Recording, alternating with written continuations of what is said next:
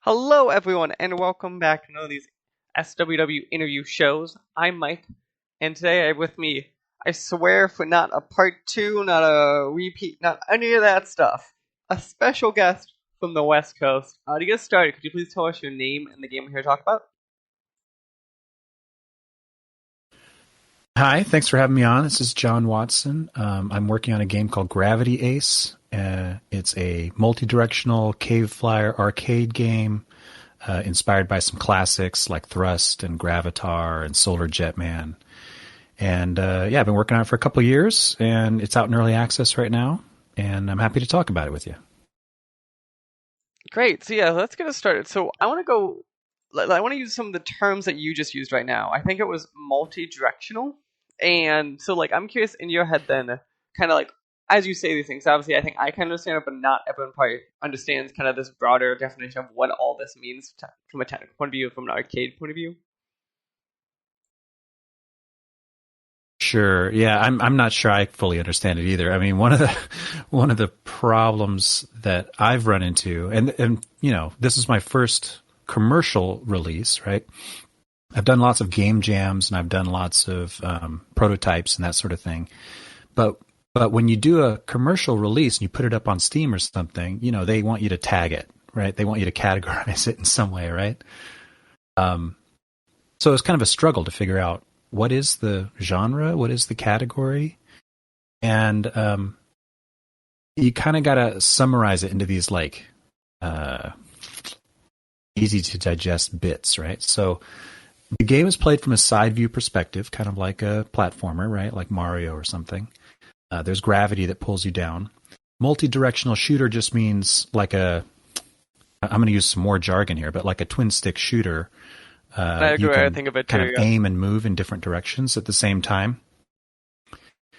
So you can be moving left and shooting right. You can aim in a full 360 degrees around you. It's gravity-based, physics-based, so you're always falling. There's always the force of gravity pulling you down, so kind of like Lunar Lander in a way, although there's no landing in this game. And Cave Flyer, because you're kind of inside of an asteroid is the setting, and you have to avoid the walls, you have to avoid enemies and obstacles that are in your way, giant laser beams, asteroids, all kinds of stuff. So you're flying through these caves inside of an asteroid.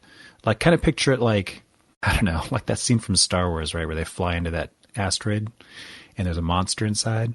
Yeah, okay, I get it. Now, although my game doesn't have any monsters. See, you keep saying this. You're like, picture this, but not that. Picture this. No.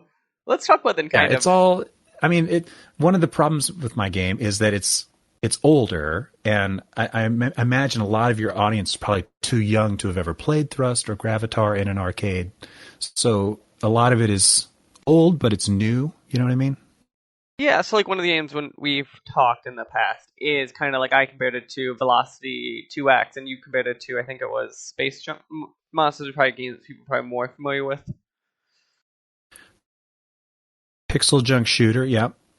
Pixel Junk Shooter. I'm trying to remember, what is the name? There was Pixel Junk Shooter, there was Solar Jetman on the NES that it's similar to. Yeah, so those kind of games that I think of as these, it's still a side scroller, as you said, twin stick, but it's more of an open-y experience, kind of like your game is advertising. You have, I think it was 24 levels, and kind of it's more of the set experience, but kind of in the world, there's certain things you can and can't do, and you have a little more freedom of you go up and down, left and right, than a more traditional a game that has screens. You always go to the right or always go to the left. You kind of have a little more verticality in your movement. Yeah, there's a lot more verticality, and you can go kind of any direction you want. The levels are largely linear, right? And there's a path through them, but often there are side branches you can explore. And because there's this gravity force always pulling you down, it adds a challenge where you have to fight against that the whole time. And then there's things you have to pick up, which throws off the physics, and There's a fuel mechanic as well, so you have a limited amount of fuel that you have to manage while you're making it through to the end, to the exit. Yeah, fuel is the one that I think fuel and gravity are the two of the mechanics that kind of when I was looking at the game kind of really caught my eye because I'm curious when you were making this and as you're making this kind of are you concerned that makes the game I should say too hard, but almost too many systems that like a player that looks at this be like, oh, it's an arcade game level for them to control, or is that more just because that's the audience you're going for? I mean, it's definitely a challenge. I've heard complaints on both sides of it. Some people have said, oh, you've given me too much fuel. The level was too easy. And other people, like one player actually told me he threw his controller across the room because it was too hard. They couldn't handle it. It was like, I have to shoot right. I have to go left. I'm running out of fuel. I'm carrying this big heavy thing. And I kept crashing into a wall or whatever. It is a challenging game. And the game that I'm inspired most by is Thrust. And Thrust was an incredibly difficult game. It was so, so hard. And so I started there, but then added a bunch of modern affordances to intentionally make it a lot easier than the original game. But I didn't want to make it too easy. I think that there's still some, I don't know. I don't know how to say it. There's some value, I think, in accomplishing something that's difficult, even if it's just a game.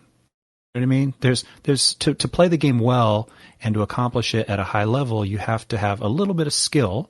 And I think you can be rightfully pleased with yourself that you have that skill. But at the same time, with Gravity Ace, I made it very easy to, skip levels if you want to. If you die, you don't have a limited number of lives. You can just keep trying. And there are optional things that you can pick up that make it harder to get those things, but you don't have to get them if you don't want to. Yeah, see, I think that's an interesting way because that's definitely what I was kind of thinking too. Of like, have you thought of letting the player turn off some of these features that more or less matter, like fuel, for example? But if all of a sudden you make so, correct me if I'm wrong. That sounds like you assume then the player wants a easier challenge, then you give them the option to make it harder compared to the other way around. Yeah, definitely. So at the end of every level, you're given a rank. And if you care about the ranks and you want to get the super special S rank, the game is very hard because you have to get, especially some of the later levels, there are some things that you have to do to get that S rank that are very, very, very difficult to do. But you don't have to get an S rank if you don't want to. You can get a B and pass and be fine. And getting a B is much easier. So it's sort of like, rather than explicitly telling the user, do you want to play easy mode or hard mode? You just decide as you go what level of difficulty you want and what things you care about as you play it. And so you can adjust the difficulty just by how you choose to play the game. That's a very fascinating and interesting way to kind of look at it. So I have a question. So I have right now on my second monitor, like your Steam page up, and I see some sort of cool weapon thing with like 10,000 bullets. It looks like circling around you. What is going on here? I don't know if you know on top of your head if you can pull it up. It's I assume you might know it's one of your gifts I up think there. I know what you're talking about. It's all blue, right? Yeah. Yeah. So gravity plays a big part in the game. There's a general, usually in every level, there's a force of gravity pulling you consistently in a downward direction. But there are obstacles in some levels, these gravity wells, I call them, which kind of warp gravity in their radius. And what you're seeing in that GIF is a gravity well that the player is caught in. They're shooting their bullets, but the bullets are also caught in that gravity. And so they're just orbiting around each other. And that comes into play in some of the later levels where you're trying to shoot an enemy, but there's a bunch of these gravity wells in the way, so your bullets keep getting deflected. Or an enemy is shooting through a gravity well that's like repelling their bullets, and it ends up speeding them up, so they're coming at you faster than you'd expected. Deflecting their angles, that sort of thing. I think that's what you're seeing right there. It's a very interesting way. Even like the idea of how you are thinking of gravity in that way is kind of not what I expected. Um, so if so, I'm kind of curious and kind of how do you kind of go through and balancing this concept of gravity to make sure it's not because I assume like stuff like gravity well, it's like you have to introduce the player, be like basic design rules, like introduce it to them, make it harder. Now here's the challenge. How are you kind of like introducing all this ways gravity kind of handle the player and making sure it's not like too much for a player? Uh, yeah, I mean it's tough. It's so tough, in fact, that I hired a friend of mine to help me make the levels. He made the bulk of them. His name's Peter Doria, Pita Bread on Twitch, if you're curious. And great guy and very smart, very talented level designer. And the problem you're talking about is exactly one of the problems he addressed. And we did a lot of feedback. We did a lot of player testing, right? Got a lot of feedback from. I'm fortunate to have a group of friends who are helpful with this, and the game has enough interest that was able to get strangers as well to play it and test it and give me their feedback, and that's all been really helpful. And one of the early feedback that I got was they didn't understand the perspective. Some people thought maybe it was a top-down perspective, and so they didn't understand gravity. They felt like there was a bug that they were constantly getting pulled down. So we had to teach them, it's actually a side view. And suddenly, all gravity kind of clicks. We added some UI to show that gravity is happening. We added dialogue in the very first level. As soon as you spawn in, you get the captain sending you a radio message saying, hey, watch out. There's gravity and it's pulling you down.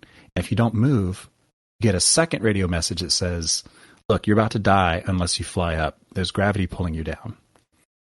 And then, as you play through the levels, I think by level 5, you unlock the gun. You can start shooting things. By level, I want to say like by level 12 or 13, you're experiencing the gravity wells for the first time. So there's this progression of introducing new elements that hopefully the player has already, if not mastered, at least they're experienced with the previous mechanics before we introduce the new ones. And I think we've achieved a pretty good, balance and progression. Since we launched the game in early access, we definitely haven't gotten any of those, those original feedback where people didn't understand what was happening with gravity. So I think that means we nailed it. So as I'm kind of talking, one of the things that caught my eye, and I have to kind of complain to you for a second, is your story is, as you're saying, you're pilot, a volunteer in the United States, United Earth Navy. Why is this the Navy and not like akin to the Air Force? Is my actual question here, based upon like sea and space and all that. I've heard that before, and I think so. I'm coming from a history of watching anime in the 80s and 90s, and it seemed to me like I'm thinking of Robotech in particular. And in Robotech, it was a Navy going out into space. So my experience is basing it off of that. They actually had a battleship that looked like a giant aircraft carrier that flew into space and turned into a giant robot, right? And they had ships or planes on the aircraft carrier, but they were all in the Navy. They said aye. They wore Navy uniforms, right? They had Navy ranks and insignia and all that. And one of my friends brought this up and said, I don't understand. Why isn't it the Air Force? Why is it the Navy? And one of my friends, I can't remember what he said exactly, but he's familiar with military service, and he'd said, yeah, actually the space command that we have on Earth is based on the Navy. It comes out of the Navy, not the Air Force. That's like kind of how the evolution of it was. I don't know how accurate that is. I've never actually researched it in depth. But I have a feeling it's true that somehow our space capabilities grew out of the Navy and not the Air Force. And I think that's because the Air Force was kind of like a afterthought in our military service. You know, we had a ground force and Navy way before we had a Air Force. I don't know. Pretty funny though. I think I'm It not the makes only sense one. to me, and I like drawing the cool captain's hat and stuff. So I it's the appreciate Navy so in the much game. that I'm I'm not not the. going to change it now. Yeah, I do appreciate that. You're like, yeah, people have asked that before. I'm like, that's the best part. Is other people are like, there's no like water here. So, so one of the things. Yeah, I mean, bottom line, it's a video game. You know, don't. Don't fret, it's a video game. Yeah, yeah, yeah. But you got it wrong. Well, I'm glad we agree on that. So one of the things Yeah. I'm very curious, and actually I think it's a very cool thing that you're doing on the game is like a level editor. I was kind of hoping we'd kind of poke on that for a couple minutes and kind of talk about um obviously you decided to give the players this kind of control, but like when you were making this, what kind of purposeful limitations did you kind of, I assume there's limitations on the player of like you can't do everything, like there's kind of like here are pieces, here are some base rules you can adjust, but like kind of, let's actually start with the simple thing. Why did you decide to make a level editor kind of like your selling features for the game? Well, yeah, I mean, there's a couple of reasons, but you know, one of the first reasons was just practically I needed a way to make levels myself. Um, and I thought, well, I could just use the tools built into Godot engine to do it. That's the game engine I'm using to make the game. I could just use those tools to build the levels, but I felt like those tools aren't, you know, Godot engine is a general purpose game engine, and those tools aren't necessarily purpose built for my game, right? So I would need to build some tools anyway to streamline it and make it faster, because I knew I wanted a lot of levels and I didn't want it to be a bottleneck. I didn't want it to be a chore to make them, right? So to ease the level creation for myself is one of the reasons I decided to make one. And then I think it was pretty natural at that point to say, well, if I'm making a level editor, I might as well just let the players use it too. Because why not? And that achieves, hopefully that'll achieve the goal of, you know, allowing people, once they've played through the whole game, to start making their own challenges, right? Making their own campaigns and stories. And I'm hopeful that once the game's fully released and you know, they have this capability to not only build their own levels but share them with each other, that it'll give players the ability to, you know, it'll give the game more life, right? More longevity than it would be if it just had the levels that I shipped it with, right? Eventually, there could be thousands of levels that you could play that I didn't make, and I think that would be awesome. I think that would be awesome. And so you'd mentioned limitations, but every level in the game was made with that level editor. I didn't do anything that you couldn't do in the level editor. So if I need a new feature to do something in the game, I add it to the level editor first, and then build it into the game using that tool. So you can guarantee that, you know, anybody who gets the game can make levels just like the ones that ship with the game. I think that's a very interesting. I've talked to someone before, and I'm trying to remember what it was, where they kind of had the same mindset. Was they built Level Editor first as a tool to make levels, and then they said if they ever added a new feature to the game, they'd add it to the Level Editor, so that way inherently any player then who uses Level Editor can then use that new feature. Yeah, I think that's pretty common. I don't know. I don't play big AAA games anymore, but I know, like, I think lots of games do that approach where if they give you a level editor, they give you all the tools to mod the game and whatever. And those are basically the same tools that the people use to actually make the game in the first place. Yeah, you haven't used enough developer tools if you think they're all that nice, stable, and pretty stuff. Half the time you're like, oh, this turned on. Good day. It's a good day. So let's jump then. So as we're talking about this type of game, like it's not out yet. The game is out in early access. It's been for a couple months now. So obviously, the first simple question is, how has the response for the game kind of been compared to your expectations for it? I mean, it's probably, well, it's been out since October 22nd, so fairly short time period. Um, it's in early access, and my hope there, my goal was, well, I had a couple of goals, but up until that point, I'd been working on the game for 2 years off and on, and in my own estimation, I think that's way too long to be working on an indie game.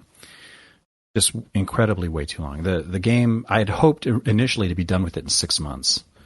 And there I was 2 years later, and it still wasn't done, and it wasn't released, and I wasn't making any money off of it.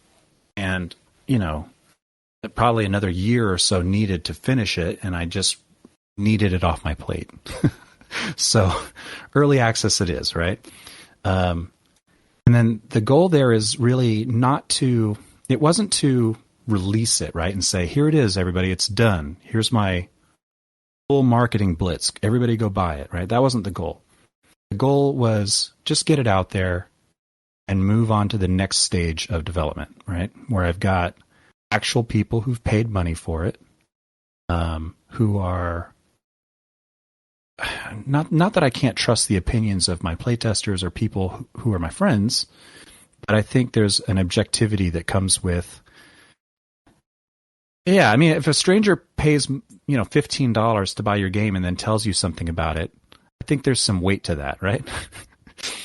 And so I wanted to get to that phase where I'm like actually responding to real players who are willing to pay money for it instead of just playtesters or friends who may not want to hurt your feelings or whatever, right? So I wanted to get into that phase, and the only way to do that is to release it to the public. Early access was perfect for that. So I did. I didn't really expect anything to significantly change, but it does allow me to get, honest critical feedback and at the same time earn a little bit of income while I'm still working towards release, instead of just sitting there, not making anything and just hoping for the best, for another year, right? I don't know. Does that answer the question? Does that? Yeah, no, that makes a lot of sense. I feel like I'm rambling. No, that makes sense. Kind of. That's kind of the trend always I think of as in this type of game or games that are more procedural or games that are less story, like action. These kind of games always one of the things early access is best for, independent of revenue, is player feedback that is probably more objective than your friend, especially in an era where we can't go to places like game festivals or anything because of COVID. Early access kind of fills in that void really nicely. Mm-hmm. So let's talk about early access. So exactly. As the early access you're in now for a bit, what is upcoming kind of for you, kind of as the game continues down this development path in early access for players to look forward to? Well, 6 to 12 months is what I've told people. And some of the major features I'm planning to add are a online leaderboard so people can compare their scores with each other.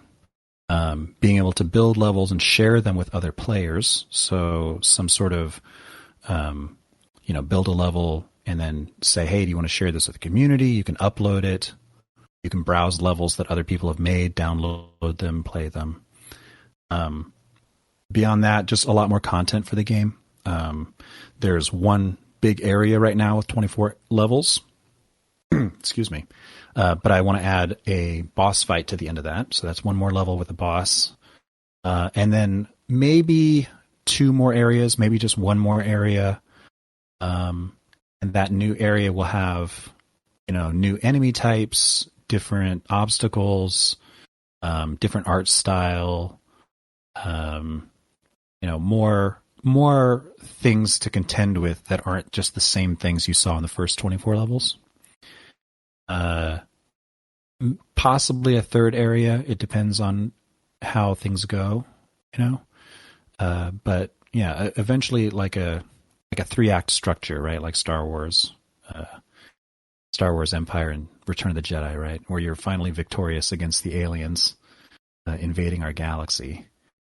Um, so yeah, just more some technical things, but a lot more content, and probably more. And that would include music, new art, all that stuff. It's just so time consuming, you know. It's that's why I put it out there like another 6 to 12 months to finish those things. Well, that's a good way of I think of looking at it and kind of how you're thinking of the game. Then I assume so. Right now, the game, as we said, is $14.99, available in early access. Is that going to be currently the launch plan of the game? Do you plan to up the price? Kind of looking at early access, what you get out of it? I don't know. I've hedged my bet a little bit for the early access information on Steam. I've said the price could go up. I definitely don't think I'm going to lower it. It depends. You know, it depends on how much content I think I can put in and whether I think that's worth a increase in the price. Right now, I'm thinking yes, I probably will increase the price. I don't know exactly what the price point would be, but maybe $17.99, $18.99, something like that for the new content. So not a huge amount, you know. And I'm beyond that. I'm probably not going to do. Well, I'm definitely not going to do anything like microtransactions or subscriptions or anything like that. This is going to be a, you know, buy it once, play it as much as you like, you're done with it kind of a game. And yeah, I mean that's the plan. But we'll see. You never know what life will bring, and if it ends up that I can't, you know, come through on enough content to justify the price, then I probably won't raise it. Fair enough. Have you started after all this thinking about what you're going to do next, or are you just kind of waiting to see kind of how you feel once the game's out? No, I'm already working on the next game. Ideas for the next game anyway. My hope is, like I said before, this game, you know, is going on 3 years, and I feel that that's just way too long to spend on one game at my scale. You know, with one person working on it. You know, indie, no marketing budget. It doesn't bring in a lot of cash.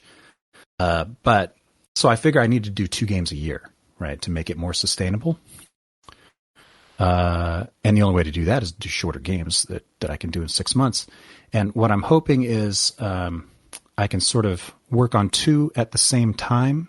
So I always have one in the pipeline.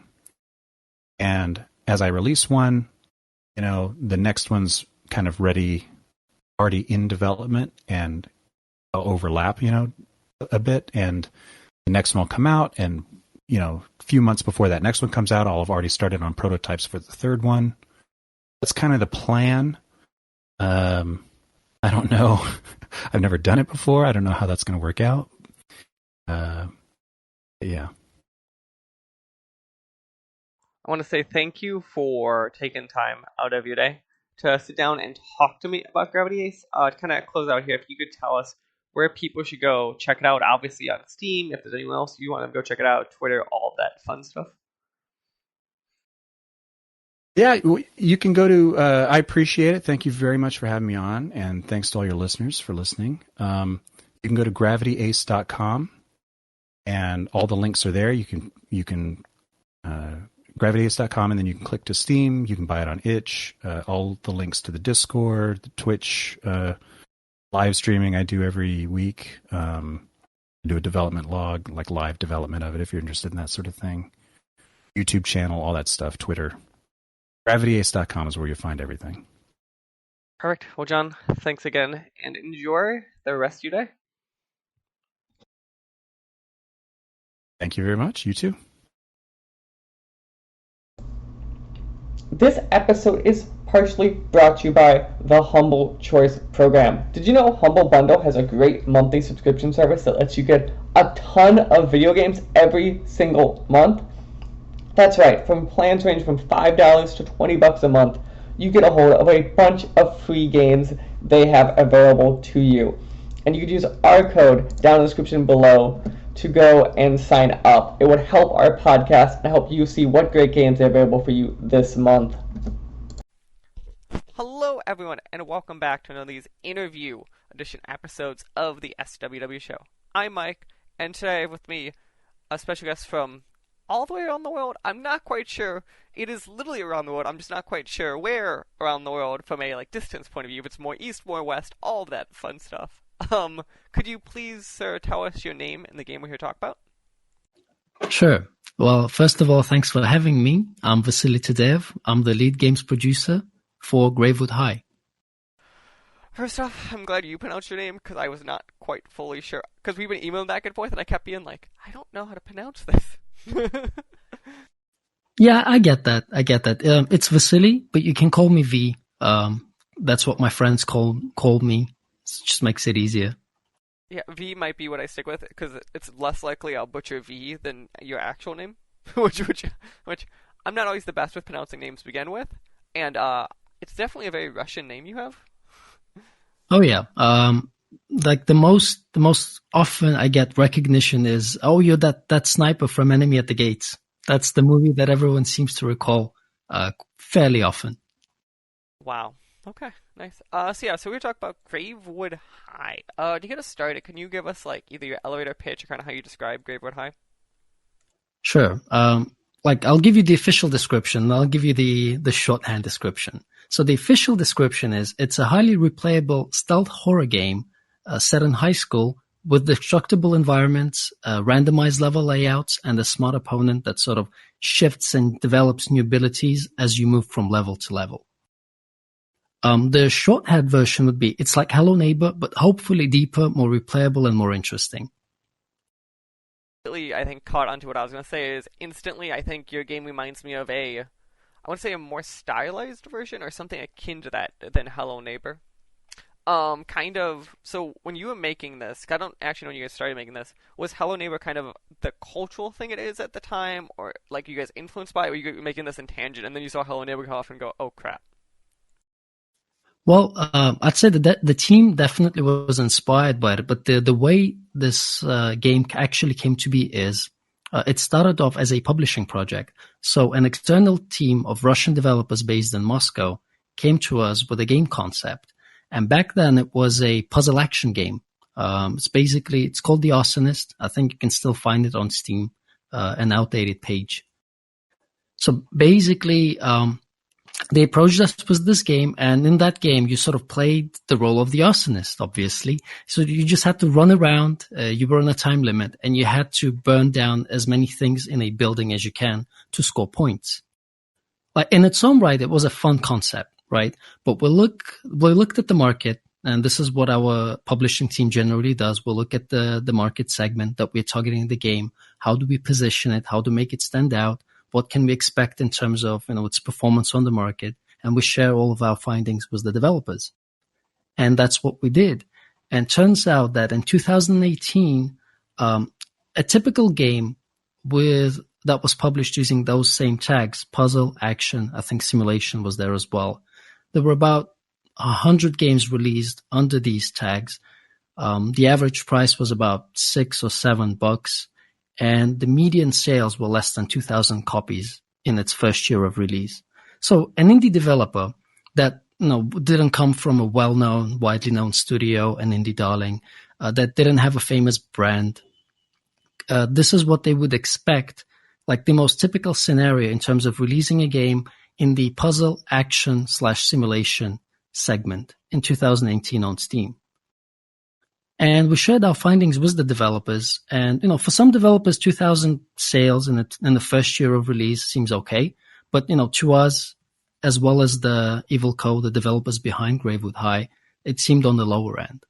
So we were thinking, okay, we like the developers, we like the team, we like the approach to developing games. They did show their prowess with, game mechanics. They could create a fun experience with the Arsonist demo. So Dmitry, one of our game analysts, had an idea. What if we keep the core gameplay the same, but we add an antagonist, an NPC character that tries to stop you, sort of to prevent you from burning down the building? And we approached with this idea, the developers with this idea. and they added basically a fireman NPC character, like this evil fireman version. Are you aware of Team Fortress 2?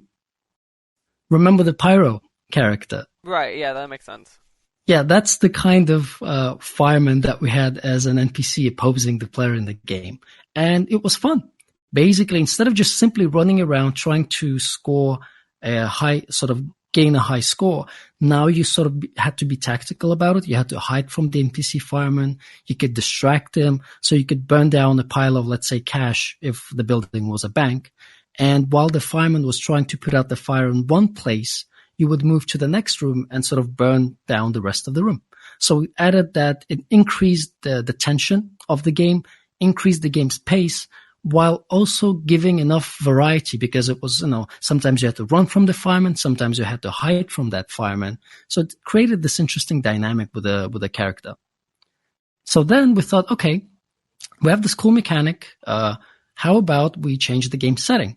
Simply because if we're still targeting the puzzle action segment, we're still facing those typical lower-ish median sales numbers. So we looked at the market, okay, so what does the team like, the development team like, what the core game is, and what could we potentially shift the game to? And we suggested the stealth horror genre. And by horror, I say, quote, in quotes, because Hello Neighbor, for example, they position the game as a horror experience, or at least they used to. But gameplay-wise, it's not really a horror game. I'd say it's more of a, puzzle thriller game, if anything. But the horror sort of positioning was smartly used in order to increase the game's chances of attracting a wider audience segment. And that's what we suggested for Gravewood High as well. And hence, that's why we positioned Gravewood High as a stealth horror experience with roguelike elements. So there's a couple things I kind of want to unpack here. So immediately I think there's a trend I've noticed, and I think you're really kind of showing that in a lot of ways, is I feel, and correct me if you think I'm wrong, I've noticed a trend is Eastern European developers and Russian developers and publishers tend to be, it almost feels like more upfront and transparent with the monetary things of that one. So like you said, you're like, oh, we did this research of the 100 games and it was the roughly 2,000 units sold, and I find that very interesting. That's kind of like how immediate that was, kind of your decisions kind of going through this game, which obviously financially the correct one. But I find it interesting just kind of like how transparent that is, kind of you guys' thought process there. Sure. Well, was that a question, Mike, or do you want to continue? Yeah, I was going to continue. I was going to say, so what is, I think, kind of interesting, so obviously you went from a fireman, and the guy's not currently a fireman. And one of the things that you guys kind of are showing off with this game, between the alphas and kind of like the press material out there, is kind of how he kind of gains powers and changes as you play. I was curious if we kind of dig into that some more and kind of how you guys kind of went through this process of figuring out what this AI opponent can and cannot do that actually makes sense. Sure.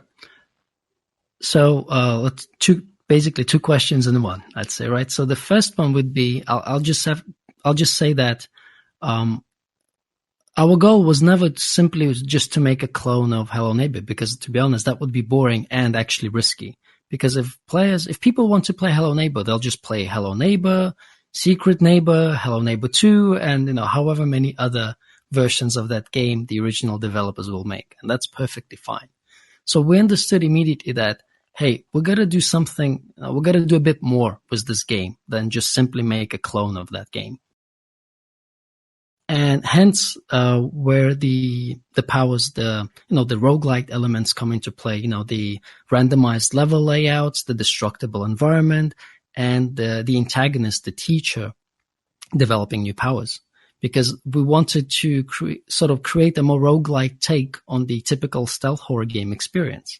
In a typical stealth horror game, you move from point A to point B, and let's say you get caught by the NPC character, you just have to restart that journey all over again, that segment. So you still move from point A to point B. And we thought, okay, well, that's kind of boring. What can we do to increase the variety of playthroughs within a given segment? And, And the solution had to be something fairly simple so that a small development team of just 5 people could handle that change, right? This isn't a AAA studio. And our answer to that was, hey, how about randomized level layouts? How about allowing players to create their own path through a level, hence the level destruction? And what if the antagonist wasn't static? What if the antagonist could sort of force the player to adapt and change their strategy from level to level? And that's the design sort of thinking and decision that went into adding the replayable aspects to Gravewood High. Obviously, I think that's a very interesting tool to kind of force the player change, and obviously, I think we have seen it in some successful ways and some haven't in games throughout. My first question is, I'm assuming that he turned out to be a lot more work than I think anyone, including the programmers on paper, thought he would turn into, just because I picture in my head, like, how many bugs you run into at that one, or making him feel hard but fair, kind of. I'm curious, kind of, does that kind of stick with what you guys notice, like, how much work it takes to make this antagonist that's very dynamic? Oh yeah, and that's one of the reasons that Alpha 2 took, I think 3 months longer, or 3 or 4 months longer than we originally expected. Because Alpha 1 just sort of came to be relatively easily, I'd say. I mean, it still took work, but we went according to our time schedule. We launched it as we planned, and the reception, I think, kind of really increased the team's morale, both from the players and the various sort of influencers that started playing it and sharing it and recommending it. So Alpha 2 were full of spirits, trying to sort of, okay, so let's make this game better. What sort of problematic aspects can we get rid of? What can we emphasize? But it did take longer than expected, partially as well because the teacher's AI had to be reworked, and it's still continuing to be improved as we speak and as we sort of plan ahead towards early access, right? Because we're sort of teaching. Sorry for the play on words. We're teaching the teacher, right? We're teaching the antagonist how to react to various sort of triggers in the environment. For example, neither in Alpha 1 or Alpha 2, the teacher it doesn't react to light sources, right? But for the early access version, we want to do that, right? But there is a challenge in terms of we can make the teacher too smart, and we have sort of encountered that even during our internal playthroughs, right? So if you make the teacher too smart, the player feels like the game is cheating, right? Because the teacher's goal isn't to catch the player. The antagonist's goal is to create tension and to force the player to change their tactics, to make it more interesting, to make it so the game doesn't feel stale, right? And sometimes players, they want to stick to what's familiar. Well, in this case, the teacher should sort of encourage them to get out of their comfort zone. But if the antagonist does it in a very harsh manner, right, without leaving the player any choice or without any foreshadowing in terms of, the powers, the reaction time, etc., then the player might feel discomfort in a negative way. They just may feel that the game is cheating, or the game is just blatantly sort of either boring or blatant, again, cheating. So yeah, definitely a challenge, which we're still hoping to solve, was the early access launch. I like the line we are hoping to solve the problem. So kind of going down him some more, because I think he very much is a draw of the game. What is kind of, when you've played the game or other developers play the game, kind of is your favorite kind of thing he could really do to mess with the players? Anything that really stands out to you? Sure. Well, again, these are the powers that we haven't showed off yet. We're just sort of playing around with them internally. But one of the powers is the, I'd say it's a web-like dark emanation that comes from a part of the teacher's body, and it can be used to block doors, right? But at the same time, it's not just, block doors, find another way. This sort of emanation can spread on other surfaces like the floor, which slows the player down and warns the teacher that the player's at a certain point on the location, right? So the player has to react really quickly, and you have several options, and that's what I like about it. We try to make it so that each teacher's power that's showcased in the game doesn't just simply affect the player, because that would be boring, right? If let's say that web would just slow the player down or make the player stuck and the player could do nothing about it, that would be boring. But we want to use the tools as much as we can, the existing stuff that we have in the game, the mechanics and the objects that we've created. So in this case, for example, you could, let's say you see a blocked door and the web covers the door and the floor. You can try to find a way around it, another way into the room that you want to enter. You could simply destroy the wall using our destruction ability. You could use a variety of in-game tools. We have the bolt cutter to cut the web away so that you don't sort of step into it, right? Or maybe you want to trigger it. So you'll trigger the web, then you use the teleport ability, which we also have, which we've given the player. And let's say the teacher gets distracted, the teacher runs to that particular location. In the meantime, you're free to sort of progress in the next room or solve another task or goal that the game sets in front of you. But again, keep in mind that this is stuff that we're just working through. So in the early access version, it might not work exactly as I've mentioned, because we still have to play test this stuff a lot. How big of a size the team is.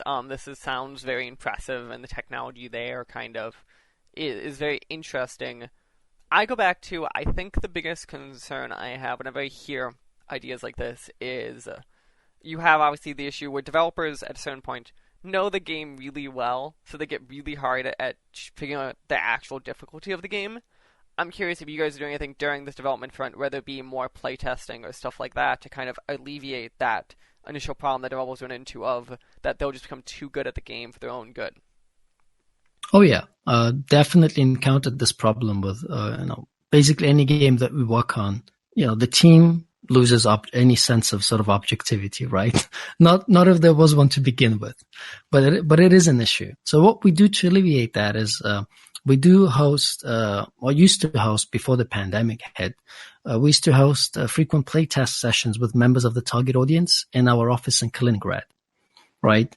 And if the developers couldn't be present there physically, because sometimes we just fly in the lead game designer and whatnot to our offices, and sort of the main benefit of having these playtests isn't just a survey afterwards, but actually watching the players in real time interact to the core mechanics of the game and to the features that you've added in any particular playtest, right? And what you're looking for is that raw sort of emotion and reaction. Does the player understand the game mechanic or system that you're testing within a particular build? If they do understand it, how often do they use that feature or mechanic? Does it add depth, or is it meaningful enough to sort of keep that feature, or does it need to be altered to do so? So now, though, with the pandemic, what we do is we just record playthroughs with players sort of narrating their experience. We share these recordings with the developers, and then we sort of discuss, okay, so what worked well, what didn't work well, what needs to be done, and that usually helps. So this is what we plan to do for before early access hits as well. And besides the internal playtest that we have, keep in mind, we already ran 2 alphas. We do have, luckily players have been very engaged. They've been sending a ton of feedback, which we've analyzed each and every comment, each and every piece of feedback, every suggestion, prioritized them, and sort of discussed with the development team. And that does factor into how we prioritize things during development.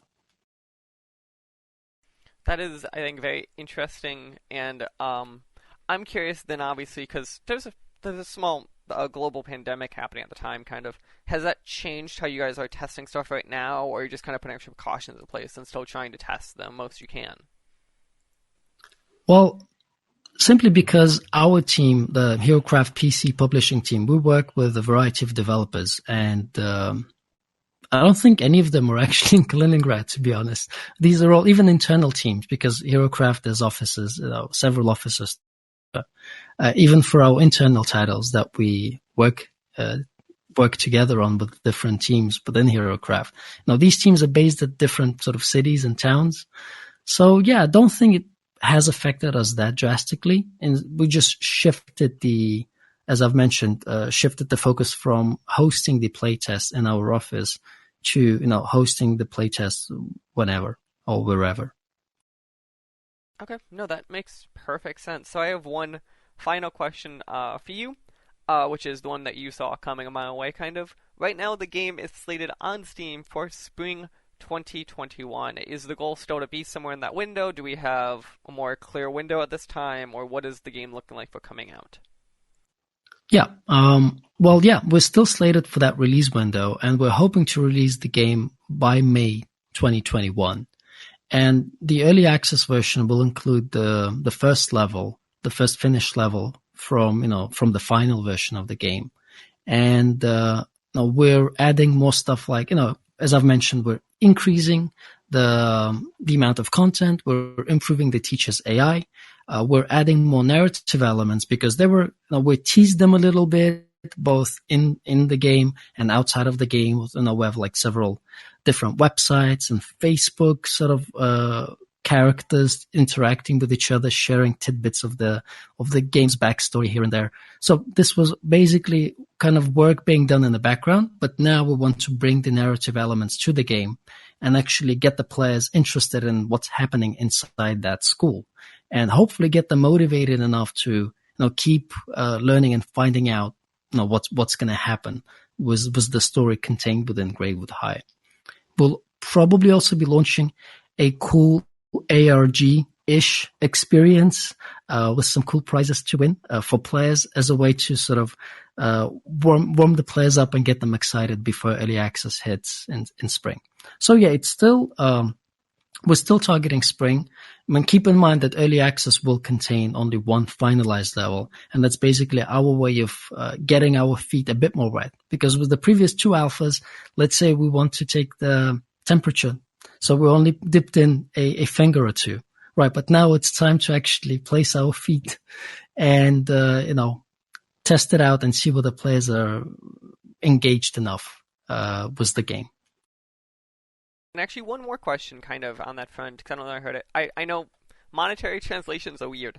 Do you guys have a current launch price in mind for the game, or is that still kind of TBD? That's kind of TBD, especially with early access. It might still change. There are several strategies to go about it. One of them would be you're actually pricing the game higher than you would on launch day, simply because it's a way for you to filter out players that might be only sort of casually interested in the game, right? Because for early access, you might want to have, the most core, sort of the most passionate players about the game. So a higher price might be a way to filter the more casual players out. And I don't mean that in a negative sense of way. So I don't mean as in, filthy casuals, right? I just mean you want the most passionate player base and feedback from them initially. Or it might be the other way around. Simply because, the game is in its early stages of development, the price could be lower than it would be on launch day, right? And that's a way to let players know, hey guys, if you want to, buy the game at a cheaper price, go ahead, but keep in mind, there still needs to be work done, right? So we're still deciding on which particular strategy in terms of pricing to approach, but I guess we'll figure out as we approach early access.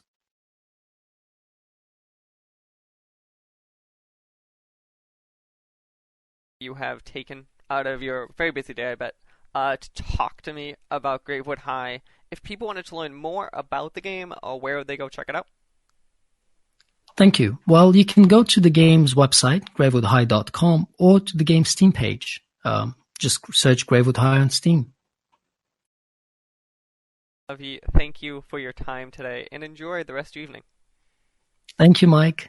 Take care. This podcast was a production of the SWW Show. To learn more, go to theswwshow.com.